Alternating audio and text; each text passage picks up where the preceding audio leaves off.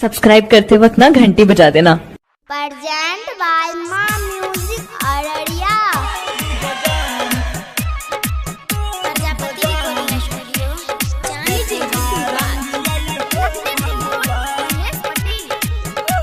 आप सुन रहे रोशन सराबी को। एक गो दिल छाई तू दुगो जान केकरा रंगियाई हो भगवान। एक गो दिल छाई तू दुगो जान केकरा रंगियाई हो भगवान। रनिया रंग ले कोन छै जनिया ये न वना फान छै बोली के ना मन तै बबाल। एक गो दिल छाई केकरा रंगियाई हो भगवान। एक गो दिल छाई तू दुगो जान केकरा रंगियाई हो भगवान। Prajapati recording studio present by Maa music Araria. DJ Roshan Bhajwa चौक।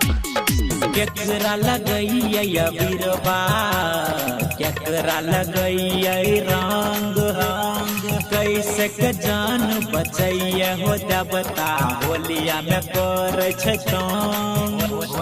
होलिया में कर होलिया में कर केकरा लगैया बीरबा देवता केकरा लगैया जान बचैया देवता होलिया में कर रंग चुवाई के डाल करबै लाल केकरा डालियै हो भगवान। एक गो दिल छाई तू दुगो जान केकरा रंगियै हो भगवान। एक गो दिल छाई तू दुगो जान केकरा रंगियै हो भगवान। रनिया रंग ले कोन छै जनिया ये न वना फान छै बोली के ना मन तै बबाल। एक गो दिल छाई तू दुगो माल केकरा रंगियाई हो भगवान। एक गो दिल छाई तू दुगो जान केकरा रंगियाई हो भगवान।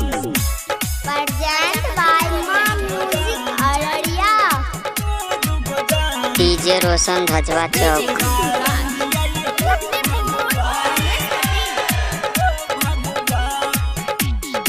एगो के डाल बही ऊपर से एगो के डाल बही नीचा। छौरी के संगे रंग खेलै में होलै खूब है मार होलै खूब है मार होलै खूब है मार। एगो के डाल बही ऊपर से एगो के डाल बही नीचा। छौरी के संग में होली खेलै में मच गेलै बाबा। अलिटर गुड्डू अभिषेक छौरा केकरा डीजे रोशन भजवा चौक।